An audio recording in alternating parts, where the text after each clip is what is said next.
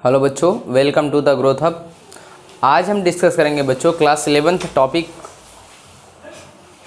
Law of motion. Okay, chapter 5 है NCERT के according. Chapter 5 law of motion आज हम डिस्कस करेंगे क्लास 11th। ओके, जिसमें हम डिस्कस करेंगे about of the force, momentum, impulse, इन सब चीज़ों को हम डिस्कस करेंगे। तो सबसे पहले हम डिस्कस करने जा रहे हैं कि कुछ ओल्डेस्ट थ्योरी थी जो according to the force discuss की गई थी। तो आज हम ओल्डेस्ट थ्योरी को थोड़ा सा डिस्कस करेंगे। ओके, आइए आज हम डिस्कस करने जा रहे हैं न्यूटन्स लॉ ऑफ मोशन। ये टॉपिक है आपका बच्चों, इम्पॉर्टेंट है। न्यूटन्स लॉ ऑफ मोशन में क्या बताया गया था, ये सारी चीज़ें हम डिस्कस करते हैं। सबसे पहले स्टेटमेंट को पढ़ते हैं।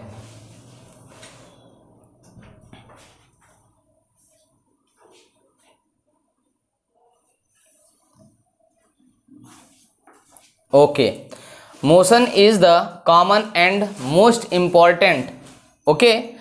Important phenomena in nature. In case of the macroscopic bodies, देखो मैक्रोस्कोपिक बॉडीज बड़ी बॉडी, नेचुरल सिस्टम की बात किया जाए, इट इज ठीक है easily observables, but if we go down to the atomic, कहते हैं आपको अगर मोशन देखना है तो बड़े ऑब्जेक्ट में बड़े आसानी से आप फील कर सकते हैं, देख सकते हैं। बट आपको यही मोशन आपको छोटे छोटे पार्टिकल में डिस्कस करना हो तो जैसे कि एटम, ठीक है, एटॉमिक और इवन न्यूक्लियर लेवल्स, अगर आपको किसी एक एटम के अंदर के मोशन को डिस्कस करना है, जैसे आपने देखा हो एटम है, एटम में क्या होता है, इलेक्ट्रॉन होता है, न्यूक्लियस होता है जिसमें P+N होता है। अब इलेक्ट्रॉन किस लेवल से, किस मोशन से, किस प्रकार से मोशन कर रहा है, ऐसे मोशन को आपको डिस्कस करने में थोड़ी सी परेशानी होती है। बट बड़े ऑब्जेक्ट में, बड़े बॉडीज़ में अगर आपको मोशन चेक करना है तो आराम से देख सकते हैं, ऑब्जर्व कर सकते हैं। Nuclear level, motion is not observables but motion is very, ठीक है, मच देयर। मोशन में be as the simple as throwings a ball high up into air। जैसे आपने किसी बॉल को फेंक दिया ऊपर की तरफ, आपने देखा ऊपर गया, ऊपर से फिर नीचे आया, आपको मोशन दिखाई दे रहा है, ठीक है। What evers is the types of the motion, we have to study the force which generate the motion। कहते हैं कि मोशन आपको दिखता है बट मोशन को जनरेट कौन करता है, फोर्स। कौन जनरेट करता है, फोर्स। जैसे मैंने बोला किसी भी ऑब्जेक्ट को हम थ्रो करना चाहते हैं, जैसे मैंने एक बॉल लिया, एट रेस्ट में है, ठीक है, एट रेस्ट। अब इसमें अगर आप देखें, किक करिए, इसको किक करेंगे फुट से, तो आप देखिए एक किस में आ जाएगा, मोशन में आएगा।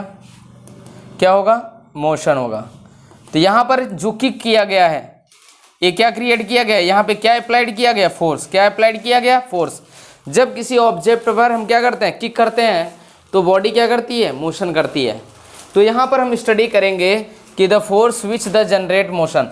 इसका मतलब है कि लॉ ऑफ मोशन में हमें ये चेक करना है कि मोशन ऑब्जेक्ट का हो रहा है बट किसके द्वारा हो रहा है, due to the force. Okay, applied on the force. Okay, अगर फोर्स को हम अप्लाई करते हैं किसी भी ऑब्जेक्ट पर, वो क्या करेगा, मोशन करेगा। बात क्लियर। चलिए नेक्स्ट पॉइंट,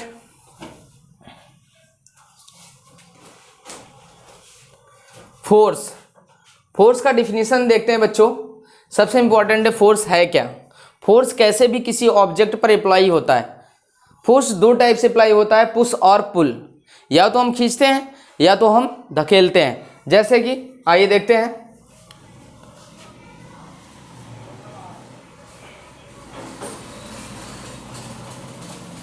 यहाँ देखते हैं, फोर्स में be defined as an external agency. कहते हैं एक प्रकार का क्या होता है, एक्सटर्नल एजेंसी होता है, जिसमें हम किसी ऑब्जेक्ट पर क्या करते हैं, पुश और पुल। विच चेंज और tends to the change the state of rest और यूनिफॉर्म मोशन। कहते हैं फोर्स एक एक्सटर्नल फैक्टर होता है जो किसी बॉडी को या तो मोशन में चेंज कर देता है या चेंज करने का प्रयास करता है। फोर्स एक ऐसा फैक्टर होता है जो किसी भी ऑब्जेक्ट जो एट रेस्ट पर है, ठीक है, एट रेस्ट पर है, या तो उसे मोशन में लाएगा, मोशन, या तो चलती हुई बॉडी को, या कोई बॉडी अगर तेजी से मूव कर रही है तो उसका समझ लीजिए कि अगर कोई बॉडी v वेलोसिटी से जा रही है उसको अपोज करने, उसे रेस्ट पे लाने के लिए भी आप क्या करेंगे, फोर्स अप्लाई करेंगे। या तो रेस्ट पर है उसे मोशन में कन्वर्ट कर देगा, या तो अगर कोई बॉडी या कोई ऑब्जेक्ट मोशन कर रहा है तो उसे रेस्ट में लाने के लिए भी आपको फोर्स अप्लाई करना पड़ेगा। कहते हैं जब हम फोर्स के द्वारा किसी ऑब्जेक्ट को पुल करते हैं तो पुल हो गया, अगर किसी ऑब्जेक्ट को मैं अपनी तरफ खींच रहा हूं तो इसे बोलते हैं पुश। पुल, पुल माने खींचना होता है, पुश माने धकेलना। ओके, पुश का मतलब होता है धकेलना और पुश माने क्या होता है, पुल माने होता है खींचना और पुश माने धकेलना। ओके, याद रखना बच्चों। तो हम किसी भी ऑब्जेक्ट पर दोनों तरीके से फोर्स अप्लाई करते हैं, या बॉडी रेस्ट पर है तो उसे मोशन प्रोवाइड कराना है तो भी आपको क्या, एक्सटर्नल फोर्स अप्लाई करना पड़ेगा। अगर कोई ऑब्जेक्ट मोशन में है उसे रेस्ट में लाने के लिए भी आपको एक्सटर्नल फोर्स अप्लाई करना पड़ेगा।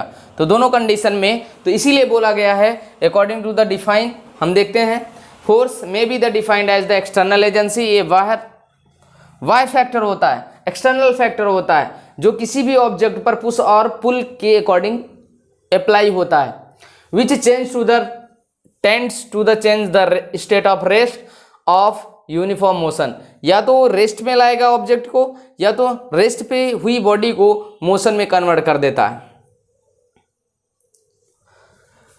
बात करेंगे the dimension of force are, बच्चों डायमेंशन ऑफ फोर्स क्या होता है, ml t के पावर -2। कैसे आया बच्चों, आपने पढ़ा है F इक्वल टू क्या होता है, मास इंटू एक्सेलरेशन।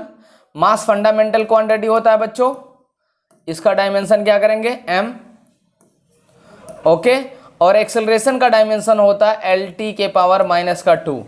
दोनों आपस में ज्वाइन अप हो जाएंगे, क्या हो जाएंगे, mlt के पावर -2। ओके, बात क्लियर।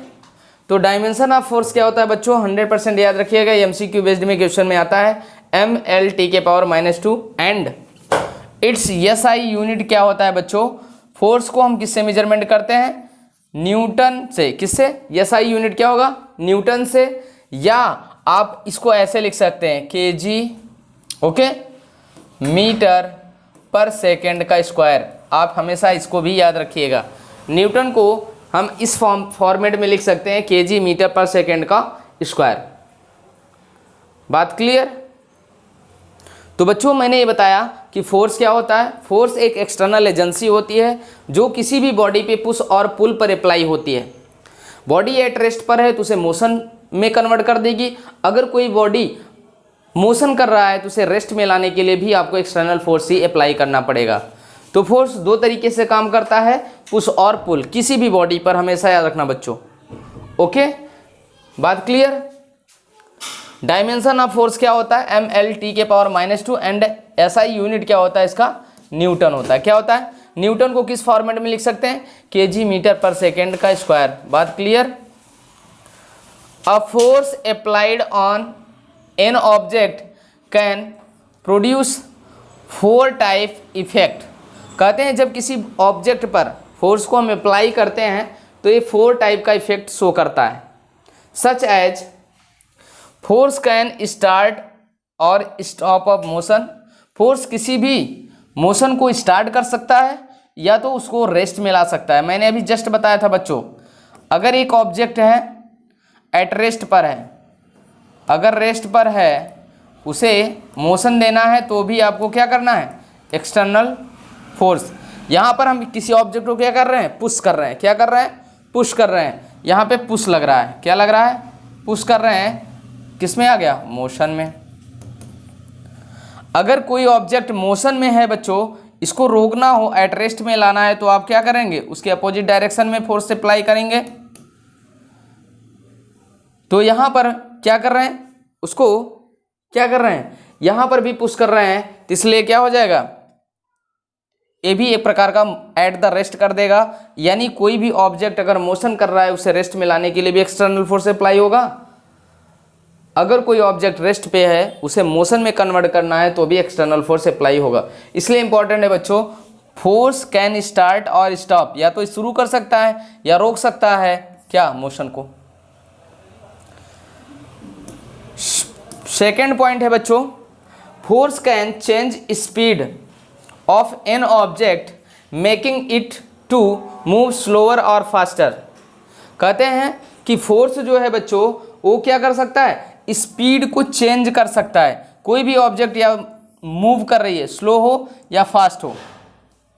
जैसे आपने देखा है कि कोई ऑब्जेक्ट अगर थोड़ा सा मूव कर रहा है तो उसमें थोड़ा सा हल्का सा फोर्स लगा दी, इसकी स्पीड बढ़ जाती है। आपने देखा होगा अगर कोई ऑब्जेक्ट रन अप कर रहा है या कोई भी बॉयज़ मान लीजिए दौड़ रहा है, उस पर हल्का सा फोर्स लगा दीजिए तेज़ी से, अगर एफर्ट कर पाया तो ठीक, अगर नहीं कर पाता तो गिर जाएगा। इसका मतलब है कि जो स्पीड है अचानक चेंज हो जाती है। अगर उसके मोशन के डायरेक्शन में अगर हम फोर्स अप्लाई कर देते हैं तो उसकी स्पीड बढ़ जाएगी। अगर बात किया जाए, अगर कोई ऑब्जेक्ट मोशन में है, काफ़ी मोशन में है, अगर उसके अपोजिट फोर्स लगा देंगे तो मोशन क्या हो जाएगा, स्लो हो जाएगा या तो स्टॉप हो जाएगा। इंपॉर्टेंट यही है।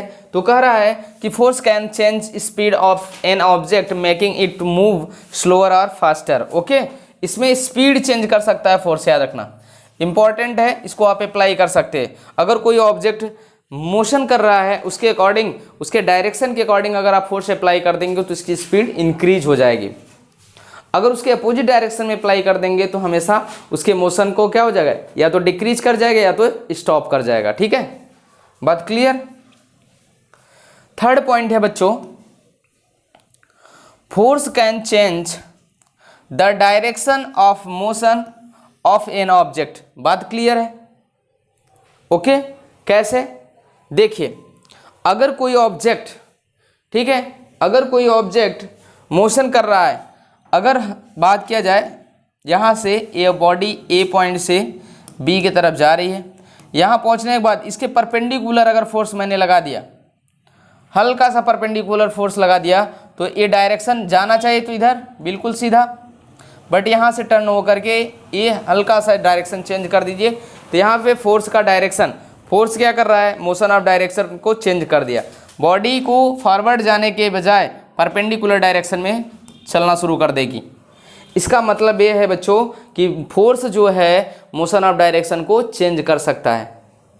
ओके, ये पॉइंट ये बता रहा है, force can change the direction of the motion of an object.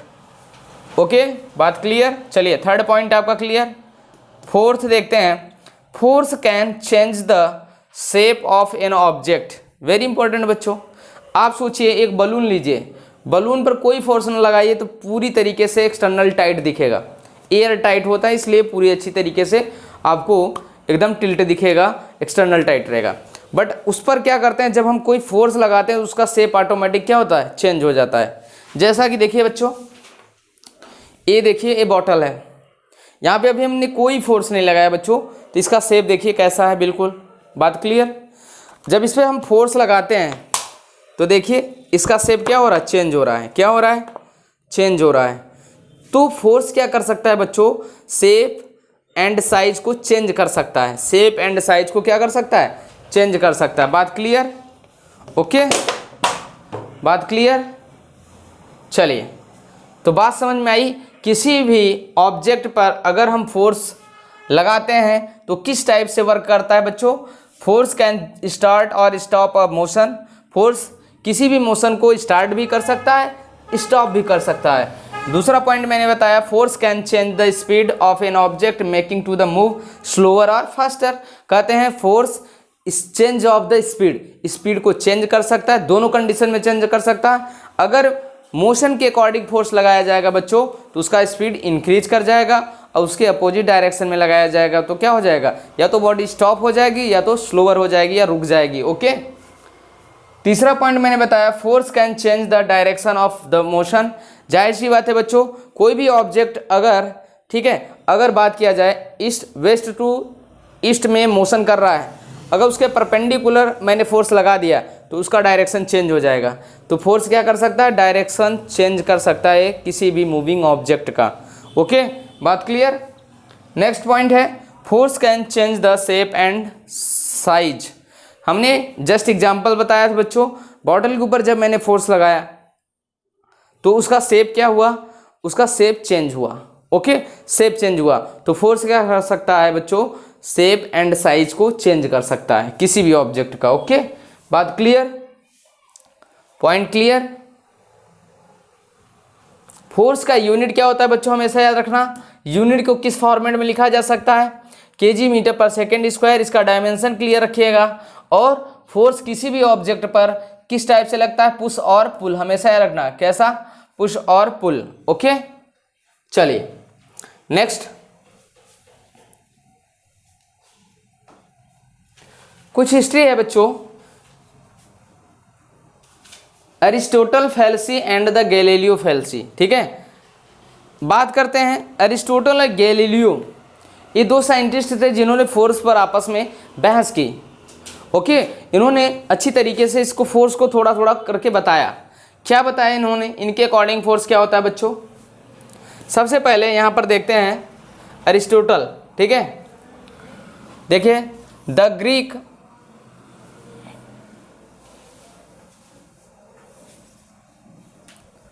Greek philosopher Aristotle. Okay, इन्होंने 384 बीसी से 322 बीसी, ठीक है, gave the view that if a body is moving some external force is required to the keep it moving. कहते हैं अगर कोई body लगातार motion करना चाहती है तो इसका मतलब है उसके ऊपर कोई ना कोई एक्सटर्नल फोर्स अप्लाई होना चाहिए। अगर बॉडी लगातार मोशन करना चाहती है तो उस पर कुछ ना कुछ एक्सटर्नल फोर्स अप्लाई होना चाहिए। ये बात किसने बोली, अरिस्टोटल ने बोली। तो कहते हैं इन्होंने बोला कि अगर कोई बॉडी लगातार मोशन करना चाहती है तो उस पर कुछ एक्सटर्नल फैक्टर काम करना चाहिए, एक्सटर्नल फोर्स लगातार काम करते रहना चाहिए। ये भी बात सही है। अगर एक्सटर्नल फैक्टर काम नहीं करेगा, एक्सटर्नल फोर्स काम नहीं करेगा तो बॉडी कभी भी जा करके धीरे धीरे धीरे एक टाइम क्या होता है, जैसे मैंने फोर्स अप्लाई किया बॉडी कुछ दूर जा करके धीरे धीरे क्या हो जाएगी, स्टॉप हो जाएगी। क्यों, क्योंकि opposing of the friction force की वजह से रुक जाती है। ओके, इन्होंने एक एग्जाम्पल देकर के भी क्लियर किया है बच्चों, अगर कोई बॉडी लगातार मोशन करना चाहती है तो उस पर कुछ ना कुछ एक्सटर्नल फोर्स अप्लाई होना चाहिए, तभी वो लगातार मोशन करेगी। आप सोचिए कि जैसे आपने गाड़ी है, गाड़ी को स्टार्ट कर लिया, फोर्स लगा दिया, ठीक है, कुछ टाइम के बाद आप की को क्लोज कर दीजिए। इंजन के द्वारा एक्सटर्नल फोर्स क्रिएट लगातार होता है, तब जाके गाड़ी लगातार चलती है। बट आपने देखा होगा जैसे ही की क्लोज कर देते हैं तो ऑटोमेटिक क्या होता है, गाड़ी धीरे धीरे धीरे धीरे जा करके एक टाइम आएगा स्टॉप हो जाएगी। क्यों, क्योंकि द फ्रिक्शन, क्या, opposing of the friction force की वजह से वो धीरे धीरे जाके रुक जाएगी। बट एग्जाम्पल में देखते हैं, when an arrow, okay, shot from a बो, एक तीर को, ठीक है, एक तीर को धनुष पर रख करके मैंने शॉट कर दिया। ओके, बो, ठीक है, keeps flying since the air में चला गया arrow, behind the arrow keep pushing, ठीक है, पुशिंग इट। कहते हैं कि जैसे ही बो पर एरो को रख करके मैंने खींच करके, ठीक है, खींच करके छोड़ दिया। ओके, उसके बाद क्या, air behind the arrow keep the pushing, क्या करता है, एयर जो है एरो को क्या करेगा, पुश करेगा, अपोज करेगा, उसका अपोज करेगा। तो कह रहे हैं कि this the according to the Aristotle's law an external force is necessary to the keep a body uniform motion. इसका मतलब है कि एरो भी एक लिमिट तक जाकर के कहीं ना कहीं जाकर के स्टॉप हो जाएगा। इसका मतलब है लगातार बॉडी को अगर मूव करना है बच्चों तो हमेशा क्या अप्लाई होना चाहिए, एक्सटर्नल फोर्स हमेशा लगते रहना चाहिए, तब तो मोशन करेगा। अगर एक्सटर्नल फोर्स को हम हटा देते हैं तो बॉडी धीरे धीरे स्टॉप हो जाएगी। इसका मेन कारण होता है फ्रिक्शन फोर्स या अपोजिंग फोर्स। ओके, अरिस्टोटल्स, ठीक है, settlements is a based on the, ठीक है, फैक्ट दैट इवर प्रेजेंटिंग, ठीक है, resistivity force will always stop the motion. Aristotle जो साइंटिस्ट थे उन्होंने ये भी बताया कि मोशन को स्टॉप करने के लिए एक अपोजिंग फैक्टर रिप्रेजेंट होता है या प्रेजेंट होता है, जो क्या करता है, उसको रजिस्ट करता है, फोर्स को रोकता है। जो अप्लाइड फोर्स है उसको धीरे धीरे क्या करता है, उसको रोकने का काम करता है, जिससे बॉडी धीरे धीरे जा करके उसका मोशन स्टॉप हो जाता है। So to keep a body in motion an external, ठीक है, force is needed.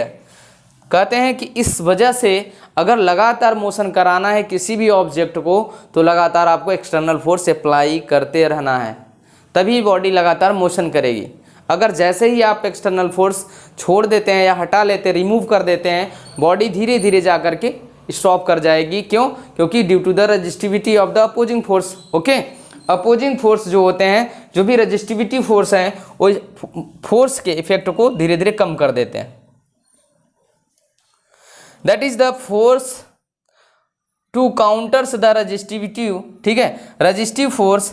N example, rolling ball. अगर किसी बॉल को हम क्या कर दे रहे हैं, रोल कर दे रहे हैं, that the stop due to the friction could be considered, ठीक है। इसका मतलब है किसी भी बॉल पर, जैसे मैंने किसी बॉल को मैंने क्या कर दिया, फोर्स अप्लाई कर दिया, ये धीरे धीरे क्या किया, मोशन करना शुरू कर दिया, ठीक है, यहाँ पहुँच गया, यहाँ से, ठीक है, यहाँ पहुँच गया, बट धीरे धीरे जा करके क्या कर जाएगा, स्टॉप, एट रेस्ट।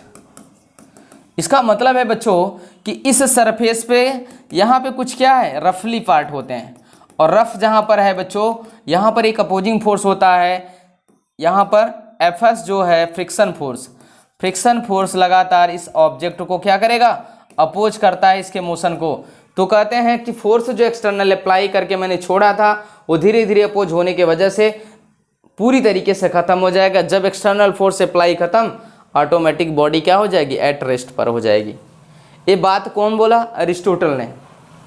कहते हैं लगातार अगर मोशन कराना है किसी ऑब्जेक्ट को तो आपको एक्सटर्नल फोर्स लगातार अप्लाई करना पड़ेगा, और जैसे ही आप एक्सटर्नल फोर्स को रिमूव करते हैं तो बॉडी धीरे धीरे जा कर के रुक जाएगी, स्टॉप हो जाएगी। इसका मेन कारण है रेजिस्टिव फोर्स, या इसी को बोल सकते हैं फ्रिक्शन फोर्स। ओके, बात क्लियर। चलिए, मैंने अभी किसके बारे में बताया, अरिस्टोटल ने फोर्स को डिफाइन किया था अपने अकॉर्डिंग, जिसको मैंने डिस्कस किया। चलिए नेक्स्ट पॉइंट देखिए, यहां पर उन्होंने एक पिक्चर दिया हुआ है अरिस्टोटल ने कि किसी बॉल को, यहां बॉल को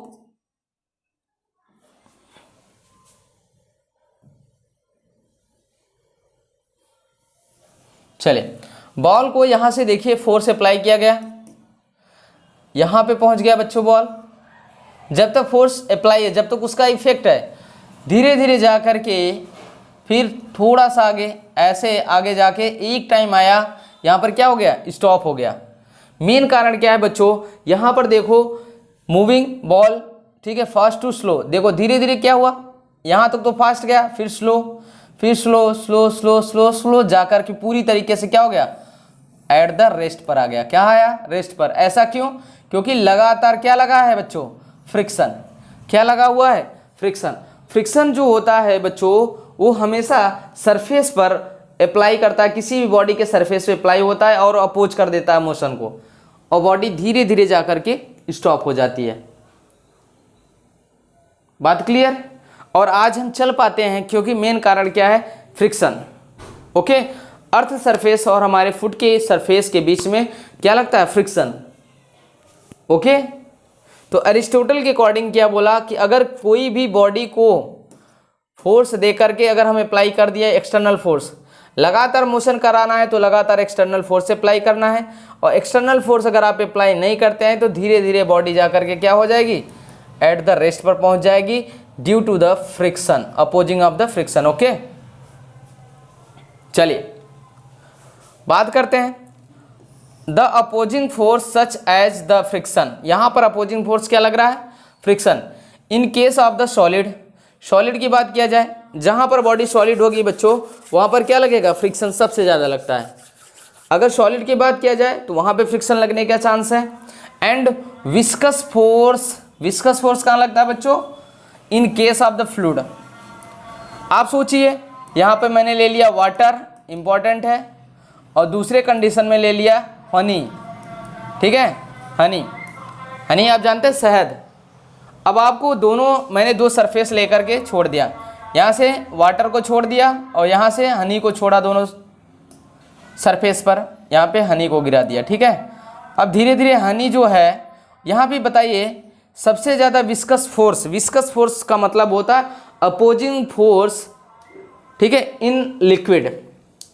एक लिक्विड में तो सबसे ज़्यादा विस्कस फोर्स, जितना ज़्यादा जो गाढ़ा होगा, जितना ज़्यादा जो कंसंट्रेट होगा, उसमें उतना ज़्यादा विस्कस फोर्स लगेगा। इसका मतलब है वाटर को जैसे ही छोड़ेंगे, वाटर का मोशन इतना फास्ट होगा, क्यों, क्योंकि इसमें विस्कोसिटी कम होता है बच्चों।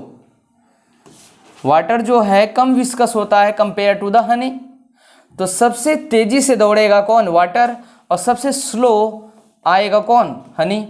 मेन कारण है सबसे ज़्यादा अपोजिंग फोर्स यानी विस्कस फोर्स सबसे ज़्यादा कहाँ लग रहा है, इस लिक्विड में यानी हनी में। बात क्लियर, इंपॉर्टेंट यही है। तो कर in case of the fluid are the always present in the natural world, ठीक है, natural worlds, however Aristotle view were proved wrong by the Galileo. Galileo ने बोला फोर्स एक एक्सटर्नल फैक्टर होता है जो किसी भी बॉडी पे अप्लाई कर दीजिए, अगर आप लगाते भी नहीं हैं तो लगातार क्या होता है, वो धीरे धीरे लगातार अपने कंटिन्यू चलता रहेगा। ये गैलीलियो का, उन्होंने लॉ ऑफ इनर्शिया के बारे में बताया था, बट इन्होंने बता दिया गैलीलियो का, उन्होंने ये बोला, रॉन्ग कर दिया अरिस्टोटल ने। क्यों, क्योंकि गैलीलियो ये बोले थे क्या, अबाउट 2000 ईयर लेटर,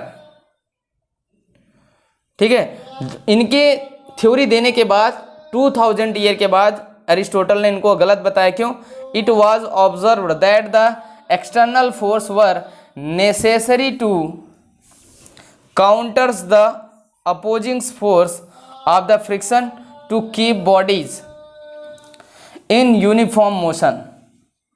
कहते हैं इंपॉर्टेंट है बच्चों कि यहाँ पर अगर कोई बॉडी लगातार मोशन करना चाहती है या अपोजिंग फैक्टर हटा दिया जाए, अपोजिंग फैक्टर कौन सा होता है, फ्रिक्शन फोर्स हटा दिया जाता है, तो बॉडी यूनिफॉर्म लगातार मोशन कर सकती है। अपोजिंग फोर्स अगर हटा दिया जाएगा तो बच्चों, अगर अपोजिंग फोर्स है तो कोई भी फोर्स अप्लाई करिए, कोई भी फोर्स अप्लाई करके छोड़ दीजिए, बॉडी धीरे धीरे जाकर के स्टॉप हो जाएगी। इफ देयर, ठीक है, if there were no frictions no external force, अगर नो फ्रिक्शन है, no external force would be needed to maintains the start of the uniform motion of a body, hence the Galileo, ठीक है, proposed his law of inertia. इन्होंने Aristotle को गलत भी किया थोड़ा सा, और उन्होंने ये भी बताया कि अगर एक्सटर्नल फोर्स जैसा कि एफ, ठीक है, फ्रिक्शनल फोर्स और एक्सटर्नल फोर्स दोनों को अगर हटा दिया जाए, एक्सटर्नल फोर्स अप्लाई किया जाता है, अगर अपोजिंग फोर्स हटा दिया जाएगा तो बॉडी लगातार क्या करेगी, अपने मोशन को कीप ऑन रखेगी, जारी रखेगी, और तब तक जारी रखेगी जब तक कोई एक्सटर्नल फोर्स अप्लाई नहीं करेंगे। अपोजिंग फोर्स अगर किसी बॉडी से हटा दिया जाएगा तो सदैव बॉडी क्या करेगी, लगातार मोशन करेगी, और तब तक करेगी जब तक कोई एक्सटर्नल फोर्स अप्लाई नहीं करेंगे। इसी के अकॉर्डिंग गैलीलियो ने अपना एक लॉ दिया, लॉ ऑफ इनर्शिया। क्या दिया, लॉ ऑफ इनर्शिया। बात क्लियर बच्चों, ओके। आइए डिस्कस करते हैं law of inertia.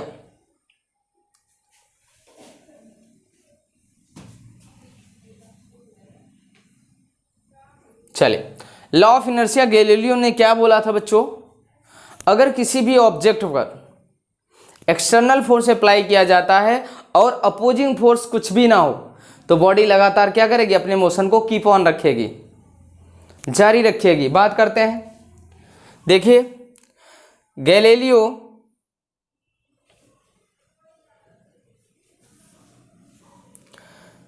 Galileo first, ठीक है, asserted that the object move with the constant speed when no external force act on them। कहते हैं अगर किसी ऑब्जेक्ट पर कोई भी एक्सटर्नल फोर्स अप्लाई नहीं किया जाता है तो अपने कांस्टेंट स्पीड से लगातार मोशन करती रहेगी। ही arrived at this revolutionary conclusions on the basis of the following simple experiment. उन्होंने सिंपल एक्सपेरिमेंट करके बात को क्लियर की, अगर कोई भी एक्सटर्नल फोर्स किसी ऑब्जेक्ट पर अप्लाई नहीं किया जाता है तो लगातार अपने यूनिफॉर्म मोशन से लगातार मोशन करेगी, अगर रेस्ट में है तो लगातार रेस्ट में रहेगी। ओके, ये तब तक रहेगी जब तक कोई एक्सटर्नल फोर्स अप्लाई नहीं किया जाएगा। Galileo experiment with the single inclined plane. उन्होंने सिंगल इंक्लाइंड प्लेन ले करके सिर्फ ऑब्जेक्ट को मोशन कराया है बच्चों। कैसे, आइए पॉइंट से डिस्कस करते हैं। Galileo first studies the motion of object on an inclined plane. He observed, उन्होंने एक ही इंक्लाइंड प्लेन पर अलग अलग डायरेक्शन से अलग अलग तरीके से ऑब्जेक्ट का मोशन कराया और सारी बातों को क्लियर कर डाला। जैसे कि देखिए, फर्स्ट पॉइंट उन्होंने बोला when an object move down on the inclined plane its speed increase. देखिए, फर्स्ट पॉइंट उन्होंने बोला कि अगर इंक्लाइंड प्लेन से किसी ऑब्जेक्ट को ऊपर से अगर छोड़ा जाता है तो आप देखिए डाउन, अप टू डाउन अगर छोड़ा जाता है तो उसकी स्पीड क्या करती है बच्चों, increase, increase, okay, increase. Down slope motion downward increase speed. क्यों? क्योंकि कोई एक्सटर्नल फोर्स नहीं है बच्चों, यहाँ पर डायरेक्ट क्या है, उसका जो स्पीड है बॉडी का ज़्यादा से ज़्यादा मैक्सिमम इंक्रीज हुआ। दूसरी पॉइंट पर उन्होंने बोला when the object is moved up on the inclined, up on the inclined plane, अगर किसी ऑब्जेक्ट को डाउन से अप ले जाया जा रहा है, its speed decrease that is retarded. आप देखिए यहाँ से ऑब्जेक्ट को अगर अप ले जा रहे हैं बच्चों तो क्या हो रहा है, इसकी स्पीड धीरे धीरे क्या हो रही है, रिटार्डेड हो रही। रिटार्डेड का मतलब होता है कम होना, यानी स्पीड डिक्रीज कर रही है। क्या हो रही है, डिक्रीज कर रही है। तीसरा पॉइंट उन्होंने बताया बच्चों when an object is moving on a horizontal plane there should be, ठीक है, no acceleration nor retardation that is the constant speed. इसका मतलब है बच्चों अगर हॉरिजॉन्टल लीनियरली अगर पाथ है तो 100% यहाँ पर मोशन जो है, नो देखो दिया है, no slope of the horizontal motion constant speed. यहाँ पर ना तो स्पीड बढ़ेगी और ना ही घटेगी, ना ही इंक्रीज होगी ना ही डिक्रीज होगी, ना ही एक्सेलरेशन होगा ना ही रिटार्डेशन होगा। इसका मतलब ऑब्जेक्ट क्या होगा, कांस्टेंट स्पीड से चलेगी। बात क्लियर? यहाँ पे 3 सिचुएशन से डिस्कस किया गैलीलियो ने। अगर किसी ऑब्जेक्ट को इंक्लाइंड प्लेन पर अप टू डाउन छोड़ा जाता है तो उसकी स्पीड इंक्रीज कर जाएगी। अगर किसी इंक्लाइंड प्लेन पर बॉडी को डाउन टू अप ले जाया जाता है तो उसकी स्पीड डिक्रीज करेगी, रिटार्डेशन। अगर किसी सिंपल एक हॉरिजॉन्टली लीनियरली पाथ पर अगर किसी ऑब्जेक्ट को मोशन कराया जाता है तो ना तो इसकी स्पीड इंक्रीज होगी ना ही डिक्रीज होगी। इसका मतलब है बच्चों कि इसकी स्पीड कांस्टेंट, लगातार कांस्टेंट रहेगी। बात क्लियर? ओके, बात क्लियर? चलिए ठीक है, आज के लिए बस इतना, बाकी आपको नेक्स्ट क्लास में डिस्कस करते हैं। ओके।